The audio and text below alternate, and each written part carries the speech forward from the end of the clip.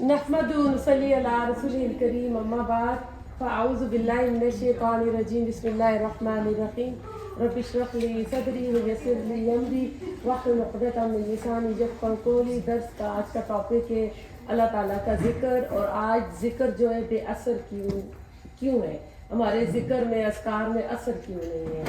अल्लाह सुब्हानहू तआला कुरान में फरमाते हैं या अय्युहन नफ्सुल मुतमइन्ना इरजी इला रब्बिका रादिया फदखुली फी इबादी वदखुली फी जन्नती।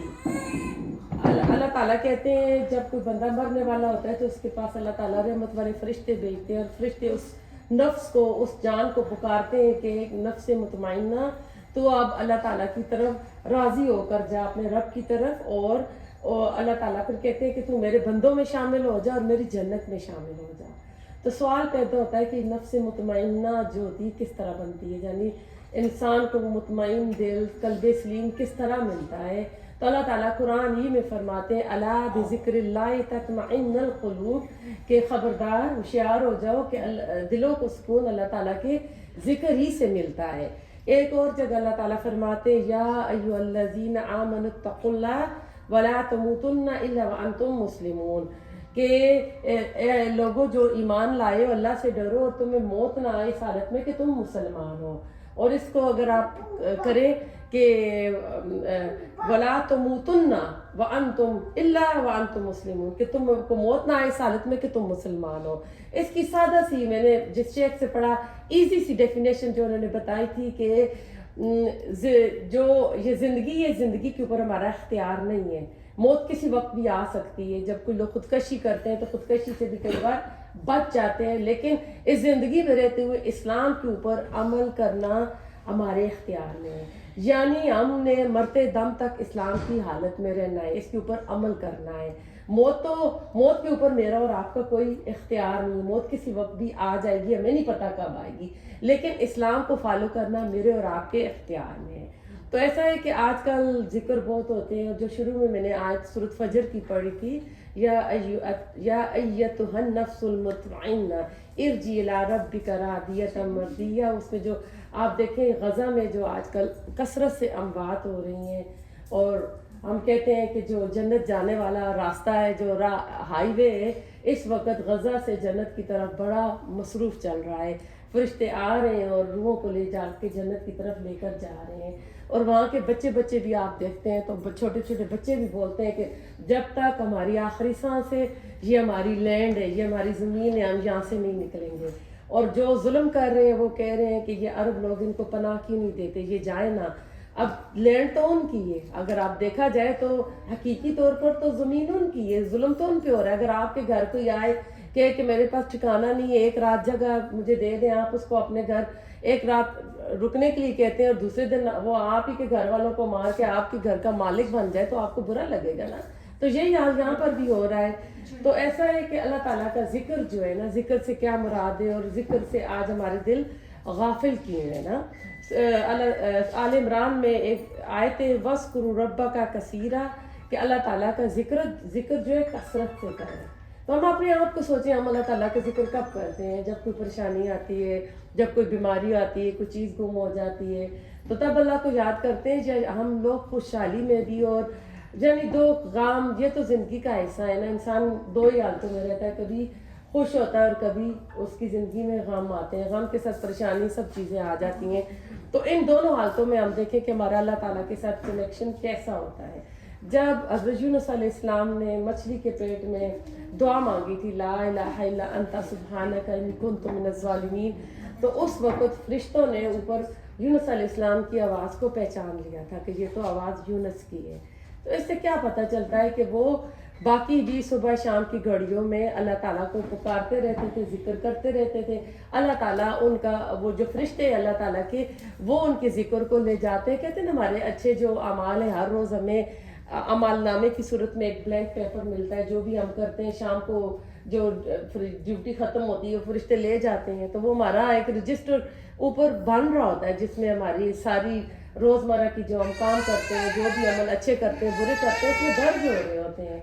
तो اس سے پتہ چلتا ہے کہ ایک بندہ جو ہے خوشحالی میں تو اللہ کو یاد ہی نہ کرے، لیکن غم آ جائے تو ہر مسجد میں جائے، نمازیں پڑھے، تہجد پڑھے، ویسے تہجد نہیں پڑھ رہے تو فرشتے بھی حیران ہوتے ہیں۔ اب ہم لوگ جو ہے پورا سال ہم مسجدوں میں نہیں جاتے ہیں، رمضان کے مہینے میں ہم اپنی مسجدیں اتنی رونق والی کر لیتے ہیں، ہمارے ابائے بھی نکل آتے ہیں، حجاب بھی نکل آتے ہیں، لیکن عید والے دن کیا ہوتا ہے کہ ہمارے حلیے ہی اور ہوتے ہیں، فرشتے بھی حیران ہوں گے کہ یہ وہی بندی ہے جو تراویح پڑھنے آتی تھی، عید والے دن اور نقشہ ہے، اس میں اور ہے۔ تو ہم نے یہ دیکھنا ہے کہ ایک حدیث قدسی ہے، حدیث قدسی جس میں اللہ تعالیٰ کے الفاظ ہوتے ہیں۔ اللہ تعالیٰ فرماتا ہے میں اپنے بندوں کے ساتھ ہوں جب وہ مجھے یاد کرتے ہیں اور اس کے دونوں ہونٹ میرے ذکر سے ہلتے ہیں۔ اس سے پتہ چلتا ہے کہ جب بھی ہم اللہ کا ذکر کرتے ہیں تو اللہ تعالیٰ ہمارے ساتھ ہوتا ہے۔ پھر ذکر سے مراد ہے کہ اس وقت ہمارے ہونٹ ہلنے بھی چاہیے۔ ہم تو ہونٹ نہ لینا سبحان اللہ دل کے اندر کرتے رہے تو اس کا فائدہ نہیں ہوگا۔ اسی طرح ہونٹ ہلنے چاہیے نماز میں بھی، جب آپ نماز پڑھیں تو اس وقت بھی ہونٹ ہلنے چاہیے، جس وقت آپ قرآن پڑھ رہے ہیں دل میں پڑھیں لیکن آپ کے ہونٹوں کا ہلنا ضروری ہے، ورنہ وہ آپ کا کام جو پورا نہیں ہو رہا ہے نا۔ مسند احمد کی حدیث ہے اللہ کے عذاب سے بچنے کے لیے انسان کے پاس ذکر الہی سے بڑھ کر کوئی چیز نہیں ہے۔ اللہ کا ذکر جو ہے ایک بہترین ہتھیار ہے، ایک بیسٹ ویپن ہے ہمارے پاس۔ صحابہ کرام کا سوال تھا رسول اللہ صلی اللہ علیہ وسلم سے جب آپ نے یہ بتایا کہ مومن کا بہترین ہتھیار جو ہے وہ ذکر ہے اور عذاب الہی سے بچانے کے لیے ذکر سب سے بڑی چیز ہے، تو صحابہ کرام نے سوال کیا کہ جہاد فی سبیل اللہ بھی نہیں ہے؟ تو آپ صلی اللہ علیہ وسلم نے فرمایا جہاد بھی نہیں ہے الا یہ کہ تم لڑو دشمنوں کے ساتھ اور تمہاری تلوار ٹوٹ جائے، پھر تمہاری تلوار ٹوٹ جائے، پھر تمہاری تلوار ٹوٹ جائے۔ تو اس سے کیا پتہ چلتا ہے تلوار تو بہت مضبوط چیز ہوتی ہے، وہ تو بڑی مشکل سے ٹوٹتی ہے، اتنی جلدی تلوار نہیں ٹوٹتی ہے۔ تو اس سے ذکر کی فضیلت ہمیں پتہ چلتی ہے۔ تو یہ وہ نیکی ہیں جن کا تعلق اللہ تعالیٰ کی ذات سے ہے۔ قرآن میں ایک نیکی جس پر بہت زیادہ زور دیا گیا ہے وہ اللہ سبحانہ تعالیٰ کا ذکر ہے۔ وہ خالق ہے، مالک ہے، جس نے ہم کو پیدا کیا، وہ چاہتا ہے کہ ہم اس کو ذکر سے یاد کریں، زبان سے ذکر کریں، دل میں بھی ذکر کریں۔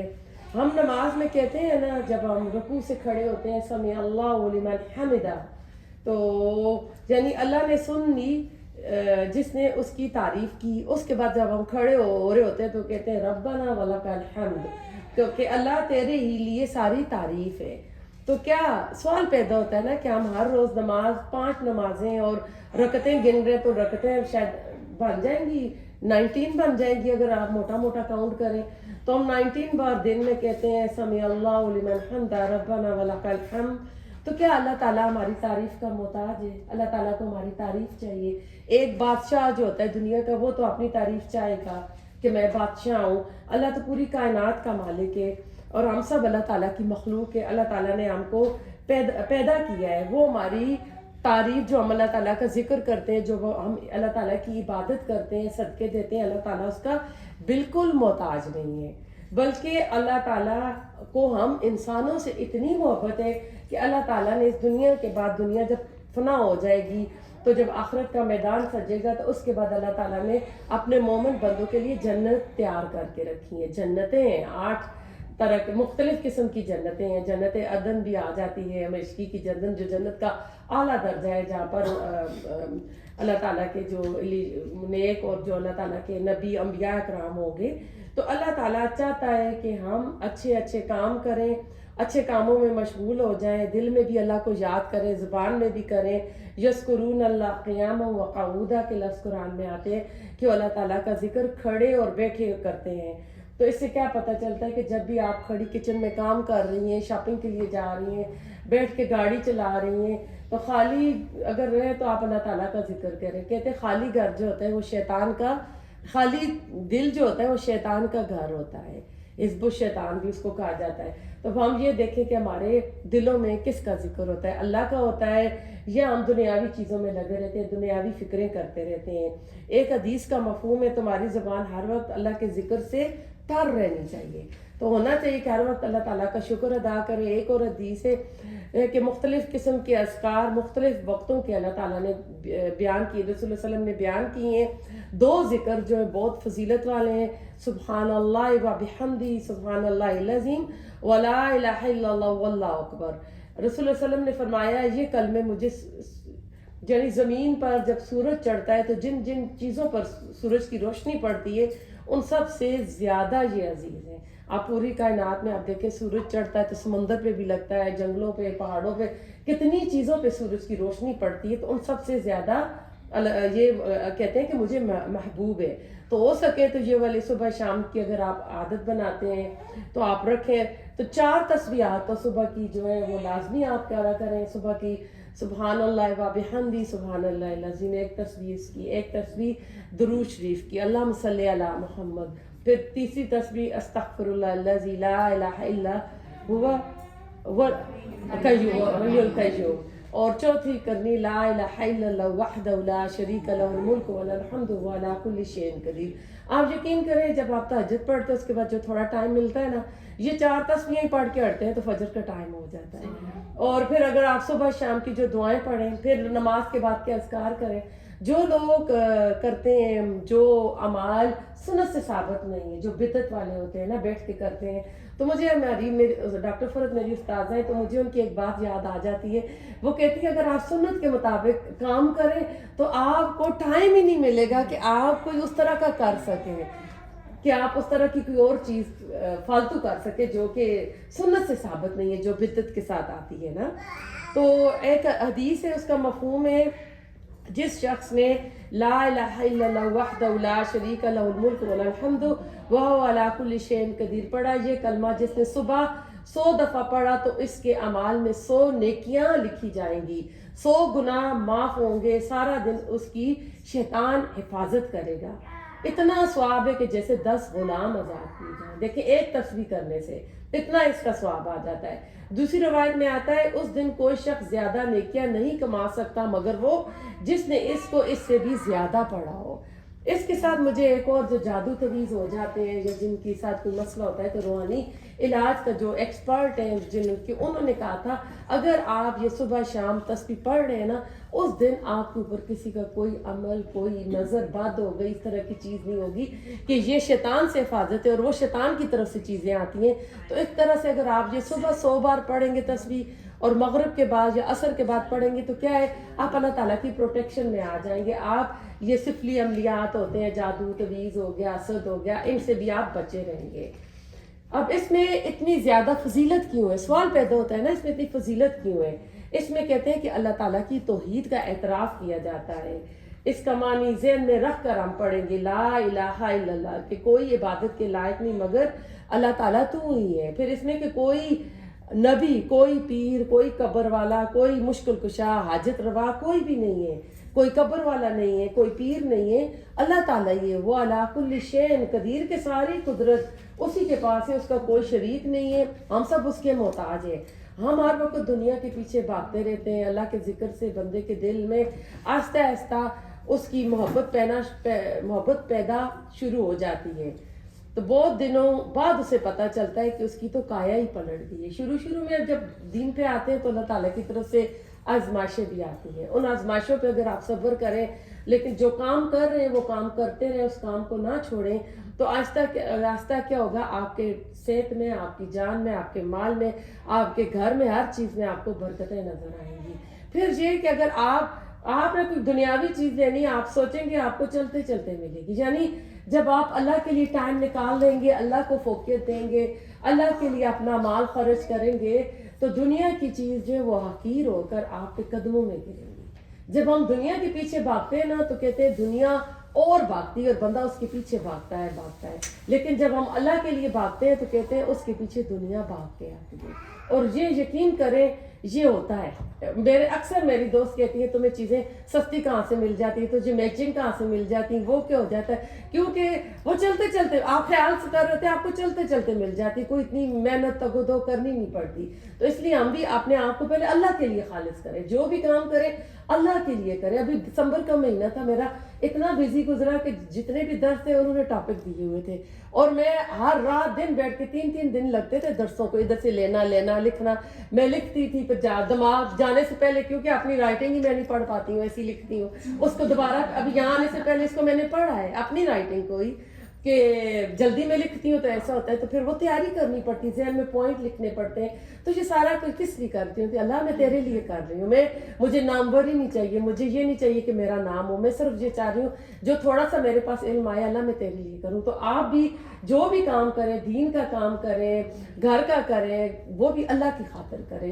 اگر کسی ساس کی خدمت کر رہی ہے تو احسان نہ کریں، اگر شوہر کا کوئی کام کر رہی ہے نہیں، اللہ کی خاطر. جب اللہ کے لیے کریں گے تو اللہ تعالیٰ اس کا اجر دے گا، پھر آپ کا دل بھی نہیں دکھے گا کیونکہ آپ نے اللہ کے لیے کیا. جب آپ کہیں گے نا کہ میری فلاں بندہ میرے سے خوش ہو جائے، فلاں بزرگ خوش ہو جائے، جب اس کو کر رہے ہوتے وہ الٹا کوئی نہ کوئی تانا دے گا، آپ رونے بیٹھ جائیں گے، ہاں میں نے تو یہ کیا اور اس کو یہ کیا. لیکن جب آپ اللہ کے لیے کریں گے تو اللہ تعالیٰ آپ کو اس سے لاپرواہ کر دے گا کہ کوئی میرے اس کام پہ تعریف کرے یا مجھے اس کے اوپر کوئی بدلہ دے، کیونکہ آپ نے بدلہ آخرت میں چاہنا ہے، اپنی قبر میں چاہنا ہے. دنیا تو ختم ہو جائے گی.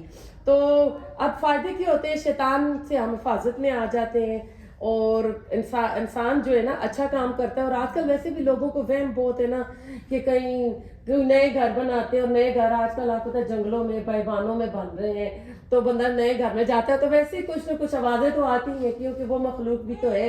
تو لوگوں کو ڈر ہوتا ہے کہ پھر ایسا ہے کہ اگر ہم ذکر کرتے رہیں گے، اذان گھروں میں لگا دیں، صرف بکرا لگا دیں، تو کیا ہوتا ہے کہ وہ ہم ان کی شر سے محفوظ رہتے ہیں. اور پھر اگر وہ چیزیں ہوتی ہیں نئے گھروں میں، نئی جگہوں میں، کئی جگہوں میں ہوتی ہیں، تو پھر کیا ہے جب جتنا ذکر ہوتا ہے وہ وہاں سے چلی جاتے ہیں، پھر خالی جو گھر ہوتے ہیں خالی گھروں میں پھر آ جاتے ہیں. تو فجر کی نماز کے بعد آپ کوشش کریں کہ یہ ذکر جو اللہ کا ایک ذکر ہے وہ کریں، کہ ذکر الہی کہتے ہیں کہ سونے چاندی کی سخاوت، یعنی جو صدقہ ہوتا ہے اس سے بھی بڑھ کر ہے. آپ کو پتہ ہے کہ صحابہ کرام کا ایک گروپ غریبوں کا آیا تھا نبی صلی اللہ علیہ وسلم کے پاس کہ امیر صحابہ تو صدقے دیتے ہیں تو ہم سے آگے نکل جاتے ہیں، تو ہم کیا کریں؟ تو آپ نے تسبیح، وہ 33 ٹائم جو ہے نا تسبیح بتائی تھی. تو اس کے بعد دوبارہ وہ شکایت لے کر آ گئے تھے کہ اب تو جو امیر لوگ ہیں وہ بھی پڑھ رہے ہیں. تو پھر رسول صلی اللہ علیہ وسلم نے کہا تھا کہ یہ اللہ تعالیٰ کا فضل ہے جس کو اللہ تعالیٰ چاہتے. اگر اللہ تعالیٰ نے کسی کو مال و دولت دیا، وہ اللہ تعالیٰ کے راستے میں مال و دولت خرچ کر رہا ہے، مدد کر رہا ہے، اور ساتھ ذکر بھی کر رہا ہے، دین کا کام بھی کر رہا ہے، تو یہ اس کے اوپر اللہ تعالیٰ کا فضل ہے. لیکن اگر جو غریب ہے نہیں کر سکتا تو آپ یقین کریں وہ ایک لقمے کے برابر بھی دے گا تو اس کا اجر اللہ تعالیٰ کے یہاں بڑھے گا. ایک صحابی کے بارے میں آتا ہے نا کہ وہ کھجور کھا رہے تھے، تو انہوں نے جب آیت سنی کہ جنت کا عرض زمین و آسمان سے بھی بڑھ رہا ہے، اتنی وسیع ہے، تو وہیں پھینک کے، تو کوئی غزوہ تھا، غزوہ لڑے اور اسی غزوے میں شہید ہو گئے اور جنت میں چلے گئے. تو اللہ تعالیٰ بدلہ دیتا ہے. اور پھر وہ غزوہ تبوک جو ہوا تھا اس موقع پہ ابو بکر صدیق سارے گھر کا سامان لے آئے تھے، اور جو عمر فاروق تھے ان کا مقابلہ کمپٹیشن رہتا تھا، وہ آدھے گھر کا سامان لائے تو کہہ رہا تھا آج میں بازی لے جاؤں گا. تو اتنے میں ابو بکر صدیق آئے تو پوچھا کیا لائے ہو؟ تو کہہ رہے گھر میں جو کچھ تھا وہ لے آیا ہوں. تو وہ کہتے تھے میں کبھی ان سے آگے نہیں نکل سکتا. تو اسی وقت ایک صحابی جو تھا ساری رات یہودی کے باغ کا، کھجوروں کے باغ کا کنواں چلاتا رہا. دوسرے دن مٹھی بھر کھجوریں ملی تو وہ چھپا کے پیچھے لے کر آیا تھا. تو کھجوریں لائی تو رسول اللہ علیہ وسلم نے کہا تھا جو پورا ڈھیر تھا، غزوہ تبوک رومن امپائر کے ساتھ جنگ تھی، تو آپ نے کہا تھا یہ مٹھی بھر کھجوریں نا پورے مال کے اوپر آگے آ گئی ہے. تو اس لیے اللہ تعالیٰ جو ہے نا کوانٹٹی نہیں دیکھتا، اللہ تعالیٰ کوالٹی دیکھتا ہے. تو اب ایک بندہ بہت امیر ہے، وہ لاکھوں کا بھی دے دے گا پھر بھی اس کے اکاؤنٹ میں ملین پڑے ہوئے. تو ایک بندہ اگر $1 دے رہا ہے تو اس کو نہیں پہنچ سکتا. اور اس کی میں آپ لوگوں کو وہ مثال بھی دیتی ہوں نماز پڑھنے کی کہ اگر کعبہ میں، اگر میں اب جا رہی ہوں، میں کعبہ میں نماز پڑھی، مجھے 1 لاکھ نماز کا ثواب، میں خوش ہوں جو جی مجھے 1 لاکھ کا نماز کا ثواب ہے. لیکن ایک غریب جس کے پاس پیسے ہی نہیں، آ ہی نہیں سکتا، وہ اپنے ملک میں اتنی گرمی میں شدید میں وہ نماز پڑھ رہا ہے، وہ مزدوری کر کے، تو اس کی نماز اور میری نماز 1 لاکھ کی نہیں ہو سکتی. ہو سکتا ہے اس کی پتہ نہیں ٹریلین کو پہنچ جائے. تو اللہ تعالیٰ اس لیے قیامت کے دن نیکیاں تولے گا، اللہ تعالیٰ کاؤنٹ نہیں کرے گا، تو ان کا وزن ہوگا. تو وہ وزن ہم اپنا خلوص دیکھیں، اپنی نیتیں دیکھیں کہ ہماری کیا ہے نا. تو آج بدقسمتی سے ہمارے یہاں ذکر جو ہے نا، ذکر بھی اور شرک بھی چل رہا ہے. اب صحابہ کرام جو تھے وہ اخلاقی جو اقدار کی بلندیاں تھیں نا ان کے اوپر تھے. ہم ذکر کرتے ہیں لیکن ہم اخلاق کی پستیوں میں یعنی نیچے گرے ہوئے ہیں. وجہ کیا ہے؟ ذکر وہی ہے اللہ کا، اللہ اکبر، سبحان اللہ، والحمد للہ، لا حول ولا قوت. ذکر تو وہی ہے جو صحابہ کرام بھی کرتے تھے. صحابہ کرام اس ذکر سے بہت مٹھاس محسوس کیا کرتے تھے، ساری ساری رات ذکر کرتے تھے، روتے تھے، نوافل پڑھتے تھے، اذکار کرتے تھے۔ ذکر سے کہتے ہیں عقائد اور اخلاق بھی بہتر ہوتے ہیں۔ تو اب میں نے جو کہا تھا کہ ذکر آج بے اثر کیوں ہے، علماء کرام نے اس کے اوپر بہت کچھ لکھا ہے۔ 5 میں آپ لوگوں کو ریزنز بتاؤں گی، 5 وجوہات۔ پہلی آ جاتی ہے محبت کی کمی، عدم محبت۔ ذکر کے ساتھ والانہ تعلق نہیں ہوتا، جو ایک دلی تعلق ہونا چاہیے نا وہ نہیں ہوتا۔ اللہ کے ذکر کے بغیر دل نہیں لگتا۔ ہم اللہ کے ذکر کو ٹوٹ کر جو محبت کرنی چاہیے نا اس طرح محبت نہیں کرتے ہیں۔ جس طرح ہم دنیا سے محبت کرتے ہیں، مال سے محبت کرتے ہیں، بیوی بچوں سے محبت کرتے ہیں، اپنے اسٹیٹس سے محبت کرتے ہیں، اس طرح کی محبت ہم اللہ تعالیٰ کے ذکر سے نہیں کرتے۔ اس کا اثر دیکھنا چاہتے ہو تو کہتے ہیں اللہ کے ذکر سے محبت کر، اللہ کے ذکر کو محبت سے کرو، اپنے دکھوں غموں کو اللہ کے ذکر میں ڈال دو۔ یقین اتنا ہو کہ اعلیٰ سے اعلیٰ دعائی بھی آپ لے رہی ہو نا تو آپ یہ کہیں کہ یہ میڈیسن اثر نہیں کرے گی، ہاں میں اللہ تعالیٰ کا ذکر کروں گی تو وہ اثر کرے گا۔ آج اداسی بہت ہے، دلوں کا سکون نہیں ہے، یہ اللہ کے ذکر میں جو ہماری محبت کی کمی ہوتی ہے نا، دلی لگاؤ نہیں ہوتا، وہ ہوتی ہے کیونکہ ہم غفلت میں پڑے ہوتے ہیں۔ ہم ذکر کرتے ہیں لیکن ہمارے دلوں میں اللہ تعالیٰ کی وہ عظمت، اللہ تعالیٰ کی وہ محبت کا احساس نہیں آتا ہے۔ جس طرح ہر بیماری سے بچنے کے لیے الگ الگ دعائیں ہوتی ہیں، ہمارے پاس ڈاکٹر بھی بیٹھی ہوئی ہیں، اسی طرح ہر کیفیت کے لیے اللہ تعالیٰ نے الگ الگ اذکار بھی بتائے ہیں، ذکر بھی ہیں الگ الگ کے لیے۔ آپ صلی اللہ علیہ وسلم نے الگ الگ اذکار اور دعائیں بتائی ہیں، اور یہ بہت بڑا خزانہ ہے جس کا ہم کو علم نہیں ہے۔ دوسری وجہ ہوتی ہے فہم کی، سمجھ کی کمی، کہ ہمیں جو ہم پڑھ رہے ہوتے ہیں ہمیں ان کو معنی نہیں پتہ ہوتے کہ وہ کیا ہے، عدم فہم ہوتا ہے۔ ہم نے الفاظ رٹے ہوئے ہیں، ہمیں ترجمہ تفسیر ان کا تدبر جو کرنا وہ نہیں آتا ہے، تو اس سے کیا ہوتا ہے ہمارے عقیدے بھی خراب ہوتے ہیں۔ ہم ذکر بھی کر رہے ہوتے ہیں، ہم جا کے جو شرکیہ باتیں ہو رہی ہیں وہ بھی کام کر رہے ہوتے ہیں، کیونکہ اللہ کے ساتھ وہ جو اللہ کی معرفت ہوتی ہے وہ ہمیں نہیں ملتی ہے نا، تو پھر ہمارے اخلاق بھی بہتر نہیں ہوتے۔ تو کسی درس میں خاتون کا سوال تھا، حی علی الفلاح حی علی الصلاح، یہ میں نے ایک جگہ درس دیا، اور وہ درس جو تھا ایک گائنیکولوجسٹ کے گھر تھا، سب ایجوکیٹڈ لوگ تھے، تو وہاں ایک عورت کہتی ہے کہ لا حول ولا قوت، تو ہم جب غلط بات ہوتا بری بات ہوتی تو ہم کہتے ہیں لاحول پڑھتے ہیں نا، تو کہتی ہے جب حی علی الصلاح حی علی الفلاح ہوتی ہے تو اس کے اوپر لاحول کیوں پڑھا جاتا ہے، لا حول ولا قوت الا باللہ؟ تو دیکھیں لاحول کیونکہ میننگ نہیں پتا نا، ہم نے تو اپنے بڑوں سے یہ سنا لاحول تب پڑھنی، کوئی برا منظر دیکھ لیا برا ہوا تو ہم کرتے ہیں، ہاں تو اس کا دیکھیں کہتے ہیں لا حول ولا قوت، نہیں کوئی گھیرنے والا اور نہیں کوئی قوت کس کی، سوائے اللہ تعالیٰ کی۔ تو اب اللہ تعالیٰ کہتا ہے نا نیکی کی طرف، حی علی الفلاح کامیابی کی طرف لاؤ، حی علی الصلاح نماز کی طرف لاؤ، تو ہم اس لیے پڑھتے ہیں کہ اللہ تعالیٰ تو ہی ہمیں توفیق دے گا، ہم اٹھیں گے وضو کریں گے اور ہم نماز پڑھیں گے، تیری توفیق سے پڑھیں گے، ورنہ شیطان تو ہمیں نہیں کرنے دے گا نا۔ تو اب لا الہ الا اللہ کی الگ سے کلمہ، اس کی 7 شرائط ہے، وہ کسی دن الگ سے میں اس پر درس دوں گی۔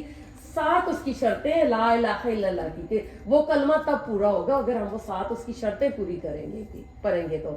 اب دیکھیں جو ہم کو بچپن میں نماز پڑھائی گی، میری باجی نے مجھے پڑھائی تھی، ترجمہ نہیں آتا تھا تو ہم کیا ہے وہی رٹی رٹائی پڑھ رہے ہیں، اور لفظ کچھ کے کچھ پڑھتے رہتے ہیں، اور سمجھ اس وقت عربی آتی نہیں تھی، اور عربی کو اردو کے ساتھ کوئی لفظ آیا تو اس کے ساتھ ملا کے زبانی یاد کر لیتے تھے، وہ وقت ایسا تھا۔ اللہ کہتے ہیں الذین یذکرون قیاما وقعودا وعلی جنوبہم یتفکرون فی خلق السماوات والارض ربنا ما خلقت ھذا باطلا سبحانک فقنا عذاب النار۔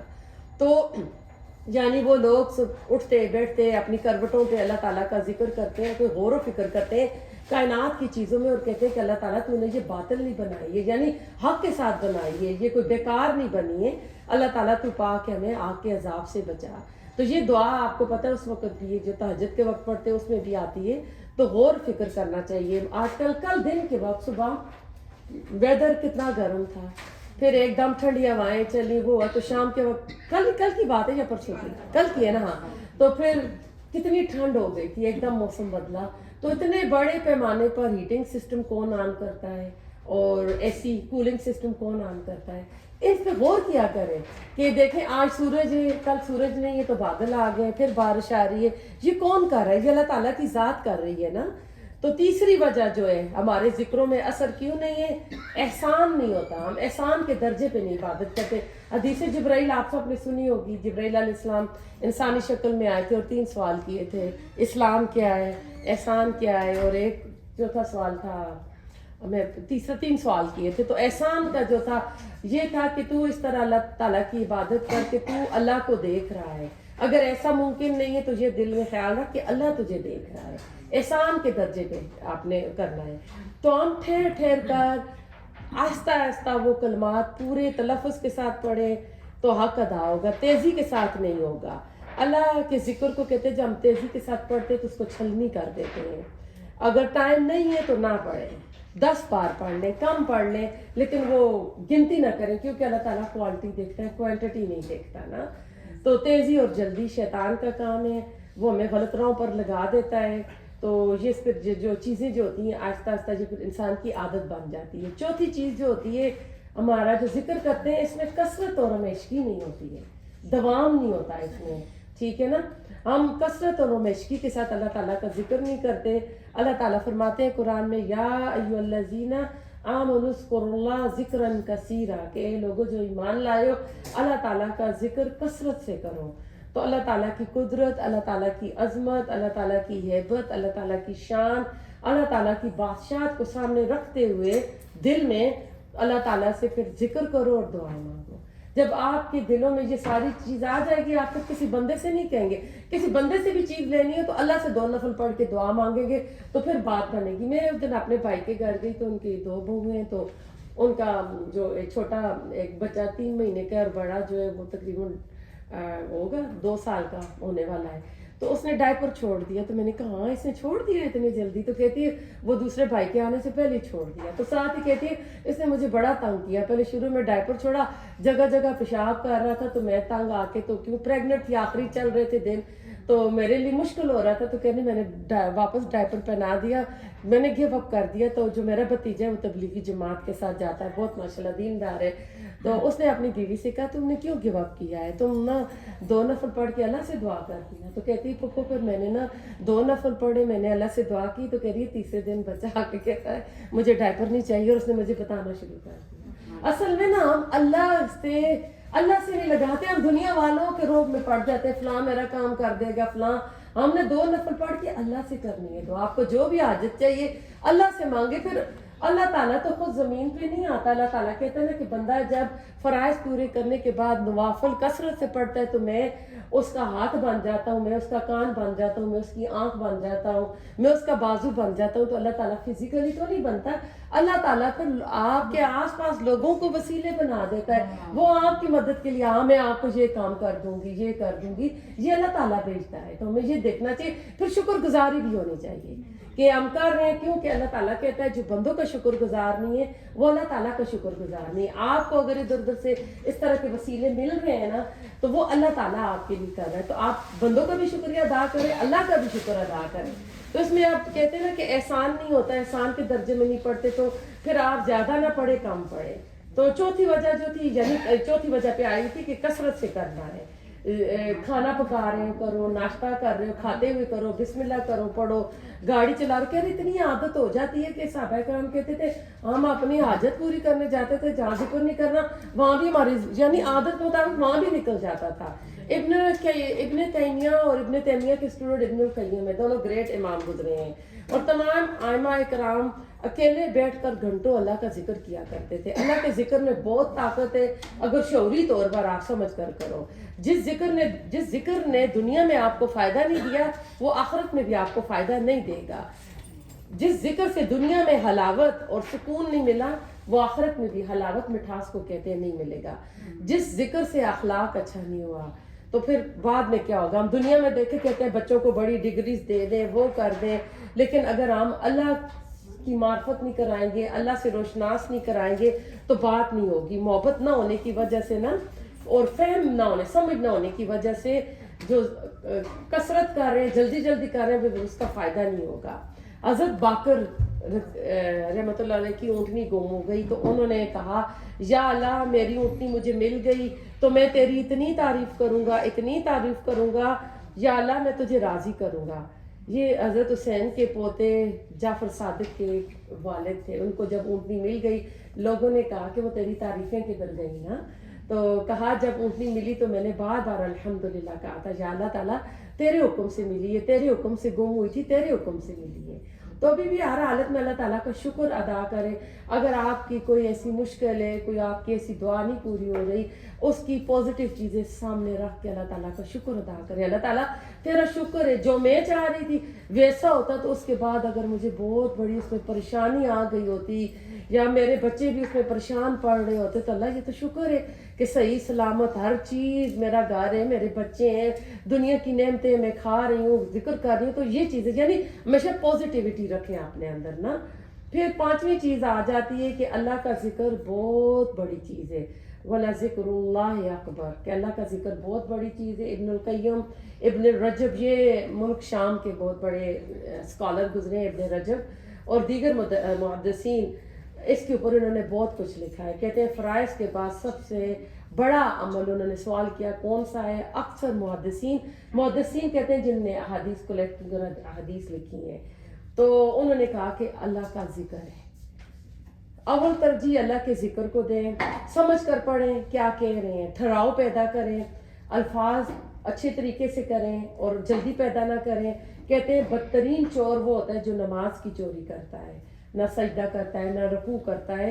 تو اذکار رکھیں اور اس ذکر کی یعنی پھر قدر بھی کریں. جب بھی آپ دوائی لیتے ہیں تو ساتھ پرہیز بھی تو کرتے ہیں نا, ڈاکٹر پرہیز بھی بتاتے ہیں نا. تو پھر جب ہم اللہ تعالیٰ کا ذکر کر رہے ہیں تو اس کے ساتھ پھر کچھ پرہیز بھی ہیں, کچھ چیزیں چھوڑنی بھی ہیں. لغویات کو چھوڑنا ہے, جھوٹ کو چھوڑنا ہے, غیبت کو چھوڑنا ہے, ایک پیچھے کی فلاں کیا کر رہی ہے, فلاں کے گھر کیوں کوئی آیا ہے, کیا ہو رہا ہے, ان باتوں سے بھی بچنا ہے. مجھے کیا جو ہو رہا ہے انہیں دو, مجھے اپنی فکر کرنی ہے, اپنی عبادات کی کرنی ہے. محرمات سے بچیں, بد زبانی سے بچیں, فوش مزاح, فوش بد کلامی سے بچیں, ذومینی باتیں.